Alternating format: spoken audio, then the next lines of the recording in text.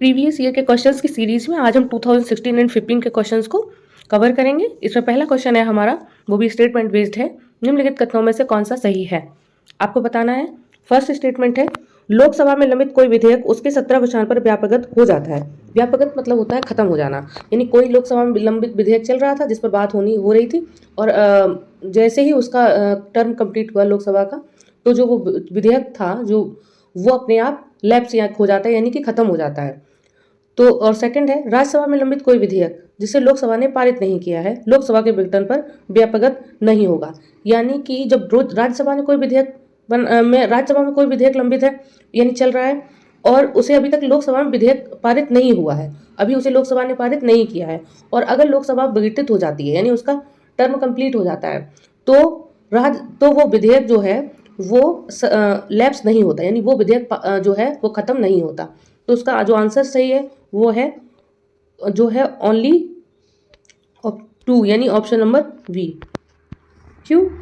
क्योंकि लोकसभा में कोई विधेयक उसके 17 वर्षांत पर व्यापक, ये कह रहा है कि लोकसभा अगर का टर्म कंप्लीट हो गया तो उसमें जो विधेयक था वो अपने आप व्यापकत हो जाता है, जबकि ये सही बात नहीं है, उसमें खत्म नहीं होता है। उसी तरीके से राज्यसभा में हम आर्टिकल 107(3) के अकॉर्डिंग देख सकते हैं कि लोकसभा में लंबित कोई भी विधेयक उसके 17 वर्षांत पर व्यापगत नहीं होता है, जबकि वो बता रहा है स्टेटमेंट की व्यापगत हो जाता है, यानी खत्म हो जाता है। इसी तरीके से इसमें दिया गया कि आर्टिकल 107(4) के अकॉर्डिंग राज्यसभा में लंबित कोई भी विधेयक लोकसभा में पारित नहीं हुआ है तो लोकसभा के विघटन पर भी वो व्यापगत नहीं होता, क्योंकि राज्यसभा जो है वो स्थायी सदन है, और जब लोकसभा दोबारा से हो जाएगी, उसका जब दोबारा से शुरू होगी तो उस पर दोबारा से बात शुरू होगी। तो हमने इसमें देखा कि इसमें कौन सा सही है, इसमें है हमारा ऑप्शन नंबर बी, यानी ओनली 2। हम अगले क्वेश्चन पे जाते हैं। निम्नलिखित कथनों पर विचार कीजिए। फर्स्ट, फिर स्टेटमेंट बेस्ड है। किसी राज्य में मुख्य सचिव को उस राज्य के राज्यपाल द्वारा नियुक्त किया जाता है। किसी राज्य में मुख्य सचिव को उस राज्य के राज्यपाल द्वारा नियुक्त किया जाता है। सेकंड, राज्य में मुख्य सचिव का नियत कार्यकाल होता है। तो आपको इसका बताना है कि क्या सही है। तो हम आपको बताएं कि इसमें स्टेटमेंट जो है वो दोनों ही सही नहीं है। इसका आंसर, क्योंकि क्योंकि जो इसकी नियुक्ति करता है वो मुख्यमंत्री करता है, ना कि राज्यपाल करता है। इसमें क्या कह रहा है कि किसी राज्य में मुख्य सचिव को उस राज्य के राज्यपाल द्वारा नियुक्त किया जाता है, ये कह रहा है, जबकि उस राज्य के मुख्य सचिव को राज्यपाल द्वारा नियुक्त नहीं किया जाता है, वहाँ के मुख्यमंत्री द्वारा नियुक्त किया जाता है। उसी तरीके से इसमें दूसरी बात कह रहा है कि इसका जो समय होता है वो निश्चित होता है, जबकि यहाँ ये बताया गया है कि मुख्य सचिव का कोई भी समय निश्चित नहीं होता है।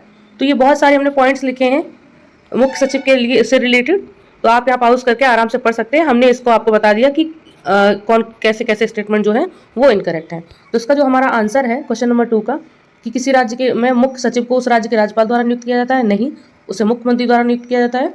और राज्य में मुख्य सचिव का नियत कार्यकाल होता है, नहीं, मुख्य सचिव का जो कार्यकाल होता है वो नियत नहीं होता है।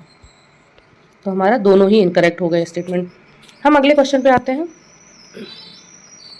राष्ट्र हित में भारत की संसद राज्य सूची के किसी भी विषय पर विधिक शक्ति प्राप्त कर लेती है यदि इसके लिए एक संकल्प, कौन सा इसमें संकल्प, क्वेश्चन कह रहा है राष्ट्र हित में भारत की संसद राज्य सूची के किसी भी विषय पर विधिक शक्ति प्राप्त कर लेती है। हमारे पास 3 सूचियां होती हैं, एक संघ सूची होती है, एक राज्य सूची होती है, और एक होती है हमारी समवर्ती सूची। संघ सूची में होते हैं वो सारे राइट्स होते हैं जो सेंटर के अंडर आते हैं, राज्य सूची में वो सभी राइट्स होते हैं जो स्टेट के अंदर आते हैं, समवर्ती में जो दो ऐसे सब्जेक्ट होते हैं, ऐसे विषय होते हैं जो दोनों जिस पर मिलकर वर्क करते हैं या दोनों के अंदर आते हैं। तो यहाँ ये कह रहा है कि राष्ट्र हित में भारत की संसद राज्य सूची के किसी भी विषय पर विधिक शक्ति प्राप्त कर सकती है, यानी कोई राज्य का वो राइट है, लेकिन अगर कोई उसे लग रहा है, नीडेड है सेंटर को कि नहीं इस पर सेंट्रल तरीके से सोचना चाहिए और इस पर इस तरह ये आज की ज़रूरत है, तो इस पर वो संसद जो है वो विधिक अधिकार प्राप्त कर लेती है राज्य की सूची के विषय पर। तो ये कब हो सकता है? आपके पास 4 स्टेटमेंट हैं। लोकसभा द्वारा अपनी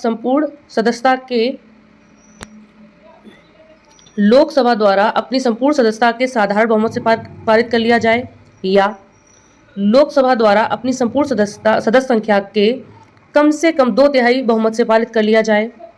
राज्यसभा द्वारा अपनी संपूर्ण सदस्यता के साधारण बहुमत से पारित कर लिया जाए, या राज्यसभा द्वारा अपने उपस्थिति में मत देने वाले सदस्यों के कम से कम 2/3 बहुमत से पारित कर लिया जाए। तो ये 4 हैं। तो इसका जो सही आंसर है वो ऑप्शन नंबर डी है। आर्टिकल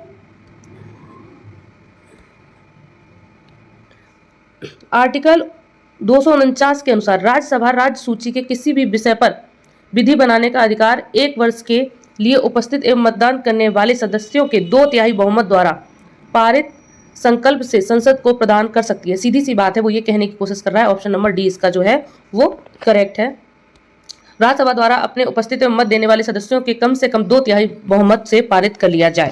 यानी कि अगर जो वो राइट चाह रही है कि नहीं ये राज्य से हटके संघ के पास आए, तो इसके लिए उनको राज्यसभा द्वारा जो उपस्थित हैं, राज्यसभा में उपस्थित हैं, उन सदस्यों के कम से कम 2/3 उस जो विधि उस राइट को राज्यसभा में उपस्थित एवं मत देने वाले जो सदस्य हैं उनके कम से कम 2/3 बहुमत से वो पास हो जाना चाहिए। यानी वहाँ जो उपस्थित सदस्य हैं वहाँ के उपस्थित सदस्यों के 2/3 जो है उसके सपोर्ट में हो कि हाँ ये बात सही है कि हमको ये राइट जो है स्टेट से लेकर यहाँ देना चाहिए। तो हम अगले क्वेश्चन पे आते हैं। हमारा इसका आंसर था option number D. Question number 4 था निम्नलिखित कथनों पर विचार कीजिए। हमारा स्टेटमेंट है, फर्स्ट, किसी भी व्यक्ति के लिए पंचायत सदस्य बनने के लिए न्यूनतम निर्धारित आयु 25 वर्ष है। सेकंड स्टेटमेंट है, पंचायत के समय पूर्व भंग होने के बाद पुनर्गठित पंचायत केवल अवशिष्ट समय के लिए ही जारी रहती है। तो हमारा जो इसका आंसर है हम देखेंगे कौन सा है। यहाँ पे स्टेटमेंट में आप देखेंगे, यहाँ पे एक्सप्लेनेशन में अनुच्छेद 243 के चा के अनुसार पंचायत का सदस्य बनने के लिए न्यूनतम आयु 21 वर्ष होनी चाहिए, जबकि वो कह रहा है कि नहीं 25 वर्ष होनी चाहिए। तो हमारा वहाँ फर्स्ट स्टेटमेंट गलत हो गया। यहाँ पे ये कह रहा है कि हमारी जो न्यूनतम निर्धारित आयु होनी चाहिए वो 25 वर्ष होनी चाहिए, जबकि उन्होंने एक्सप्लेनेशन में दिया है कि नहीं हमारी निर्धारित आयु जो है वो हमारी 21 वर्ष होनी चाहिए। आगे कह रहा है कि 243 संज्ञा के 4th में के अनुसार समय पूर्व भंग पंचायत के स्थान पर पुनर्गठित पंचायत केवल अवशिष्ट समय के लिए कार्य करती है। तो ये वाली जो बात है वो ये कह रहे हैं कि करेक्ट है। तो यानी पहला स्टेटमेंट हमारा गलत है, क्योंकि उसके लिए पंचायत का सदस्य बनने के लिए 25 वर्ष नहीं हमें 21 वर्ष चाहिए। लेकिन सेकंड स्टेटमेंट हमारा करेक्ट है, पंचायत के समय पूर्व भंग होने के बाद पुनर्गठित पंचायत केवल अवशिष्ट समय के लिए ही जारी रहती है। तो हमारा जो इसका आंसर करेक्ट है वह केवल 2 इसका सही है। तो हमें पंचायत के जो उम्र निर्धारित है पंचायत के सदस्य के लिए वो हमारा आर्टिकल नंबर कौन सा है 243 के चा के अकॉर्डिंग 21 ईयर। ग्राम न्यायालय अधिनियम के संदर्भ में निम्नलिखित कथनों में से कौन सा सही है। ग्राम न्यायालय अधिनियम के संदर्भ में तो हमारे 2 स्टेटमेंट हैं। इस अधिनियम के अनुसार ग्राम न्यायालय केवल सिविल सुनवाई कर सकता है, आपराधिक मामलों की नहीं। ग्राम न्याय ये कह रहे हैं, हम इसे बार बार इसलिए नहीं पढ़ना चाहते, हम नहीं चाहते वीडियो बड़ा हो, तो आप लोग पॉज करके कायदे से खुद देखें। हम अगला स्टेटमेंट पढ़ रहे हैं। यह अधिनियम स्थानिक सामाजिक सक्रियतावादियों को मध्यस्थ के रूप में स्वीकार करता है। तो इसका जो आंसर हमारा सही है वो है ऑप्शन नंबर बी ओनली 2। क्यों सही है हम एक्सप्लेनेशन देखेंगे। इस अधिनियम के अनुसार अध्याय 3 में धारा 11 के तहत ग्राम न्यायालय सिविल प्रक्रिया संहिता और दंड संहिता दोनों के तहत सुनवाई कर सकता है। इन्होंने क्या कहा कि जो यहाँ पर ग्राम न्यायालय है वो केवल सिविल मामलों की सुनवाई कर सकता है और आपराधिक मामलों की नहीं कर सकता, जबकि ये बात गलत है। सिविल मामलों की भी सुनवाई कर सकता है और दंड से रिलेटेड भी कर सकता है, दोनों से। और यहाँ पे जो दूसरा स्टेटमेंट है कि यह जो अधिनियम है ये जो समाज के सक्रियतावादी यानी जो मुख्य लोग होते हैं समाज के उनको मध्यस्थ यानी मीडिएटर के रूप में एक्सेप्ट करता है। तो हमारा इसका जो आंसर हुआ वो ऑप्शन नंबर वी हुआ। हम अगले क्वेश्चन पे चलते हैं। अब हमारे क्वेश्चन जो है क्योंकि 2016 में 5 क्वेश्चन ही थे तो हम 2015 के क्वेश्चन कर रहे हैं। फर्स्ट है राज्य के नीति निर्देशक तत्वों के बारे में निम्नलिखित कथनों पर विचार कीजिए। ये तत्व देश के सामाजिक आर्थिक लोकतंत्र की व्याख्या करते हैं। सेकंड, इन तत्वों में अंतर विश्व उपबंध किसी न्यायालय द्वारा परिवर्तनीय यानी एनफोर्सिबल नहीं है। तो इसमें जो करेक्ट है वो हमारा ऑप्शन है दोनों। बिल्कुल सही बात है कि यहाँ ये जो है वो देश के असामाजिक आर्थिक लोकतंत्र की व्याख्या करते हैं और इनको न्यायालय द्वारा एनफोर्सेबल नहीं है। हम इसका एक्सप्लेनेशन देखेंगे। यहाँ एक्सप्लेनेशन नहीं है, ठीक है। हम अगले क्वेश्चन पे आते हैं। निम्नलिखित कथनों पर विचार कीजिए। हमारे 3 स्टेटमेंट हैं। फर्स्ट, राज्यसभा में धन विधेयक को या तो अस्वीकार करने या संशोधित करने की शक्ति निहित नहीं है। तो ये बात बिल्कुल सही है कि राज्यसभा के पास ये शक्ति नहीं है कि वो किसी भी धन विधेयक को कह दे, रिजेक्ट कर दे, या उसको कहे कि नहीं इसको कि हम इसे सही करेंगे। सेकंड, राज्यसभा अनुदानों की मांगों पर मतदान नहीं कर सकती। ये बात बिल्कुल सही है कि राज्यसभा जो है अनुदानों की मांगों पर मतदान नहीं कर सकती। अगर ये 2 तरीके के अनुदान होते हैं, एक होते हैं जो अनुदान जो होते हैं भारत की जो सिंचित निधि उस पर डिपेंड होते हैं, और एक नहीं होते हैं। तो उसमें जो होते हैं, जो नहीं होते हैं उस पर मत होता है, और जब उस पर मत होता है तो उस पर केवल लोकसभा उस पर अपने मतदान कर सकती है, राज्यसभा उस पर कोई मतदान नहीं कर सकती। तो यहाँ पर पहला हमारा सही हुआ। दूसरा यहाँ पर ये राज्यसभा अनुदानों की मांगों पर मतदान, ये भी सही है, राज्यसभा नहीं कर सकती। और थर्ड स्टेटमेंट है, राज्यसभा में वार्षिक वित्तीय विवरण पर चर्चा नहीं हो सकती। नहीं, ये गलत बात है। राज्यसभा में वार्षिक वित्तीय विवरण पर चर्चा होती है आर्टिकल 108 के अकॉर्डिंग। तो हमारा इसमें जो फर्स्ट एंड सेकंड स्टेटमेंट सही है, और तीसरा जो है हमारा वो गलत है। तो इसका जो आंसर हुआ वो ओनली 1 और 2। यहाँ देखो दिया है एक्सप्लेनेशन में, राज्यसभा ना तो विधेयक को अस्वीकार करने की शक्ति, ना ही संशोधित करने की शक्ति रखती है। राज्यसभा धन विधेयक को अधिकतम 14 दिनों के लिए रोक सकती है। पहली बात, अगर वो रोक रही है तो अधिकतम 14 दिनों के लिए। दूसरी बात, धन विधेयक को लोकसभा में पुनः स्थापित किया जाता है। धन विधेयक के संबंध में विस्तृत प्रावधान भारतीय संविधान के अनुच्छेद 109 और 110 में दिया गया है। यानी जो धन विधेयक से संबंधित क्या क्या चीजें हो सकती हैं, ये आर्टिकल 109 एंड 110 में दिया गया है। यहाँ देखो दिया गया है कि अनुदानों की मांगों पर मतदान करने का अधिकार सिर्फ लोकसभा का है। तो सेकंड बात भी जो है वो भी सही है।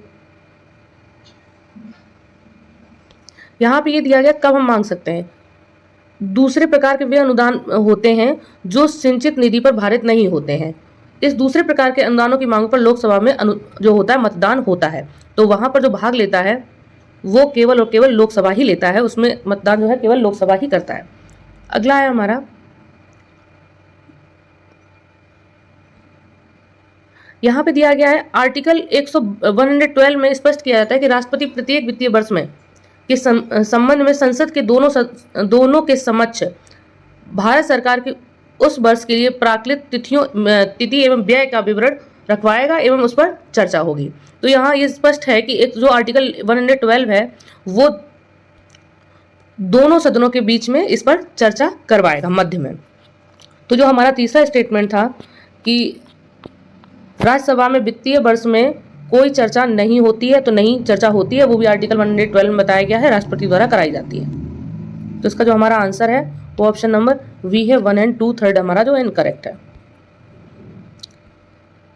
जब संसद के दोनों सदनों की संयुक्त बैठक में कोई विधेयक निर्दिष्ट किया जाता है, यानी कोई विधेयक के बारे में बात की जाती है, तो इसे किसके द्वारा पारित किया जाना होता है।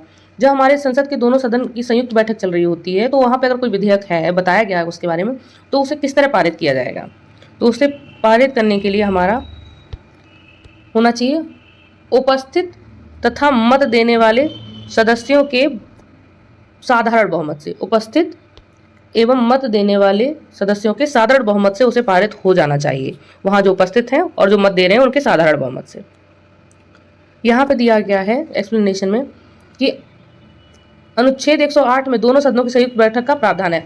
आर्टिकल 108 में संयुक्त बैठक का प्रावधान है और आर्टिकल 112 में राष्ट्रपति द्वारा चर्चा का प्रावधान है। ठीक है, हमने शायद आगे ऊपर इनकरेक्ट कुछ शायद बोला था, तो मैं उससे रिलेटेड बोल रही हूँ कि दोनों सदनों को जो संयुक्त बैठक है वो 108 के अकॉर्डिंग है, और उस पर जो विधेयक पर चर्चा होनी है और दोनों सदनों को मिलाकर वो राष्ट्रपति द्वारा वो 112 में है।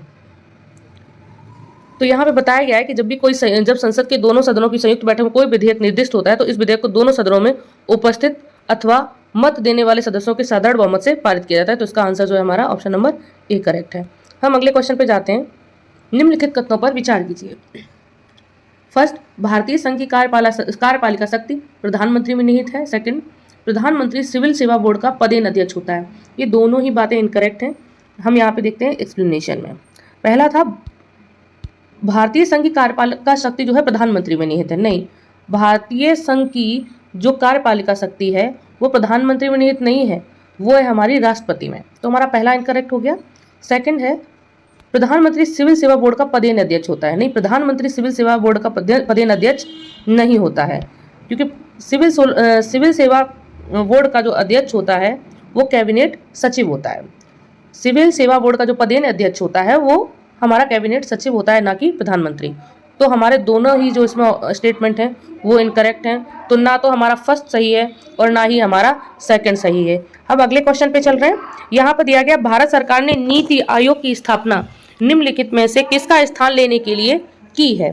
तो नीति आयोग की स्थापना हमें सबको पता है कि ये जो है योजना आयोग से को यहाँ से हटा के उसका नाम बदलकर ही इसका नाम नीति आयोग रखा गया है। तो इसका ऑप्शन है, आंसर सही है डी। हम अगले क्वेश्चन पे जाते हैं। भारत निम्नलिखित में से किसका सदस्य है। भारत इनमें से किसका सदस्य। ऑप्शन है एशिया प्रशांत आर्थिक सहयोग। इसमें ये बीच में क्वेश्चन आया हुआ है ज्योग्राफी से रिलेटेड, लेकिन इसमें था तो हमने इसे कवर कर लिया। इसमें भी भारत निम्नलिखित में से किसका सदस्य है। तो फर्स्ट एशिया प्रशांत आर्थिक सहयोग का, सेकंड आर्थिक पूर्व एशियाई राष्ट्रों का संगठन, थर्ड पूर्वी एशिया शिखर सम्मेलन। तो इसका जो आंसर करेक्ट है वो हमारा जो है पूर्वी एशिया शिखर सम्मेलन, यानी ये जो भारत हमारा ईस्ट एशिया समिट का सदस्य है। तो हमारा थर्ड जब सही है तो ऑप्शन नंबर बी, यहाँ पे ऑप्शंस में दिया गया ऑप्शन नंबर बी में ओनली 3 दिया गया है, तो हमारा ऑप्शन नंबर बी करेक्ट है। ठीक है। संघ की सरकार यूनियन गवर्नमेंट के संदर्भ में निम्नलिखित कथनों पर विचार कीजिए। संघ की सरकार पर विचार करना है। तो हमारे पास 3 स्टेटमेंट हैं, उसमें आपको बताना है कि कौन कौन से जो है वो करेक्ट है।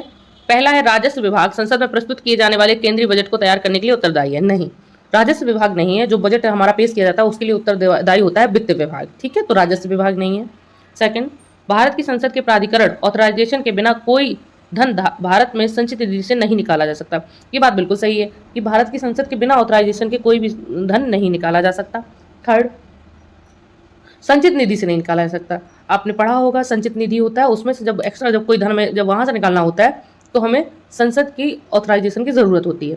तो यहाँ पर जो हमारा सेकंड जो स्टेटमेंट है वो भी सही है, वो सही है। फर्स्ट वाला गलत था, क्योंकि राजस्व विभाग हमारा नहीं जिम्मेदार होता है, उसके लिए वित्त विभाग होता है।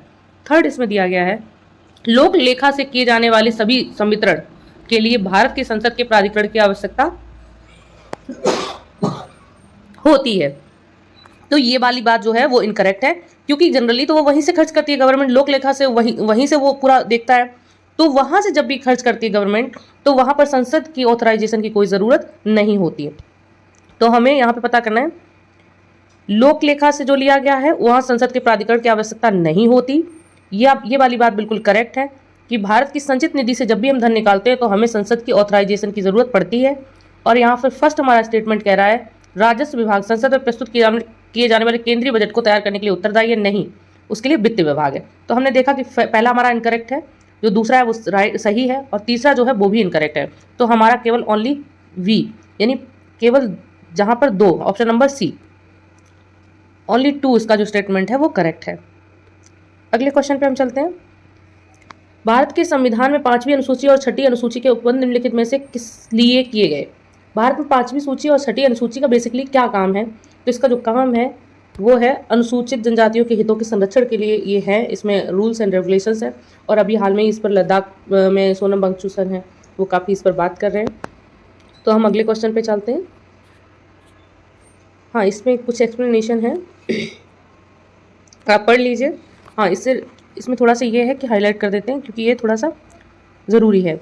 राष्ट्रपति देश के किसी भी क्षेत्र को अनुसूचित क्षेत्र घोषित करने के लिए राष्ट्रपति देश के किसी भी क्षेत्र को अनुसूचित क्षेत्र घोषित करने के लिए उस राज्य के जो राज्यपाल की सलाह पर घोषित करता है, और अनुसूचित क्षेत्र के क्षेत्रफल की सीमाएं एवं नाम बदलने का आदेश दे सकता है। बेसिकली वो ये कह रहा है कि अगर किसी राज्य की किसी भी एरिया को उन्हें अनुसूचित जाति में कन्वर्ट करना है कि ये जो एरिया है इस पर 6th शेड्यूल या 5th शेड्यूल यहाँ पर लागू होना चाहिए, तो ये जो करता है राष्ट्रपति वो उस राज्य के राज्यपाल की सहमति के साथ करता है। वो अगर कहता है कि नहीं हाँ ये सही है, या वो ये बताते हैं कि इतने एरिया के लिए ये चीज़ नीडेड है, तो राष्ट्रपति करते हैं, पर वो राज्यपाल की सहमति से।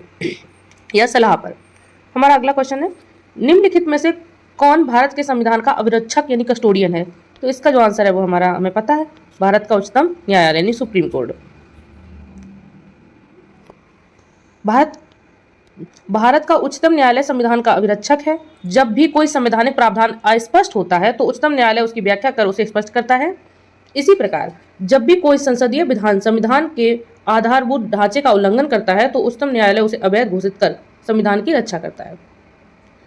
तो सीधी सी बात है, उन्होंने क्या बोला है, उन्होंने कहा है जब भी कोई बात ऐसी होती है, संवैधानिक बात हो रही होती है जो हमें नहीं समझ में आती है, जो उसका सीधे सीधे कोई एक नहीं है, मतलब किसी चीज़ से जुड़ के नहीं देख पा रहे, तो उसको स्पष्ट कौन करता है? Supreme court. और अगर कोई विधि, कोई कानून बनाया जा रहा है संसद द्वारा और उन्हें लगता है कि नहीं ये संविधान के नियमों का उल्लंघन कर रहा है, तो वो उसको अवैध घोषित कर देता है, जिससे ये संविधान का जो है वो इसलिए सुप्रीम कोर्ट को संविधान का अभिरक्षक कहा जाता है। नेक्स्ट क्वेश्चन है हमारा, निम्नलिखित कथनों पर विचार कीजिए। भारत में किसी राज्य की विधान परिषद आकार में उस राज्य की विधानसभा के आधे से अधिक बड़ी हो सकती है? नहीं, ये बात सही नहीं है। सेकंड, किसी राज्य का राज्यपाल उस राज्य की विधान परिषद के सभापति को नाम निर्दिष्ट करता है? ये भी बात सही नहीं है। तो हमारी दोनों ही जो हैं वो इनकरेक्ट है। करेक्ट क्या है वो देखते हैं, एक्सप्लेनेशन। भारतीय संविधान के आर्टिकल 171 के द्वारा स्पष्ट है कि विधान परिषद वाले राज्य की विधान परिषद के सदस्यों की कुल संख्या उस राज्य की विधानसभा के सदस्यों की कुल संख्या के 1/3 से अधिक नहीं होगी। सीधी सी बात है कि हमें पता चलता है कि जो हमारा 171 का फर्स्ट है वो ये बताता है, 171 का फर्स्ट क्लॉज, कि विधान परिषद के जो सदस्य होंगे वो विधानसभा के सदस्यों के 1/3 से अधिक नहीं होंगे। ठीक है, और जबकि वो क्या कह रहे हैं कि विधान परिषद के सदस्य जो होंगे वो ज्यादा होंगे विधानसभा से, जबकि अब वो कह रहे हैं 1/3 होंगी, छोटी और होगी। सेम यहाँ पर वो बात कह रहे हैं कि राज्य का राज्यपाल विधान परिषद के सभापति को नाम निर्दिष्ट नहीं करता है। वो कह रहे हैं विधान परिषद का जो सभापति होता है उसे राज्यपाल नियुक्त करते हैं, नहीं चुनते हैं, नहीं, उसको राज्यपाल नहीं करते, बल्कि आर्टिकल 182 के तहत विधान परिषद के सदस्य अपने में से ही सभापति एवं उपसभापति को चुनते हैं। तो हमारे जो ऊपर दिए गए स्टेटमेंट हैं कि भारत में किसी राज्य की विधान परिषद आकार उस राज्य की विधानसभा के आधे से अधिक बड़ी होती है? नहीं, 1/3 होती है, इससे ज्यादा नहीं होनी चाहिए। सेकंड, किसी राज्य का राज्यपाल उस राज्य की विधान परिषद के सभापति को नाम निर्दिष्ट करता है? नहीं, राज्यपाल नहीं करता है, उसी खुद के वही विधान परिषद के सदस्य ही अपने में से सभापति और उपसभापति चुनते हैं। अगले क्वेश्चन पर हम चलते हैं। पंचायती राज व्यवस्था का मूल उद्देश्य क्या है? सुनिश्चित करना है। फर्स्ट, विकास में जन भागीदारी। सेकंड, राजनीतिक जवाबदेही। थर्ड, लोकतांत्रिक विकेंद्रीकरण। फोर्थ, वित्तीय संग्रहण, फाइनेंशियली मोबिलाइजेशन।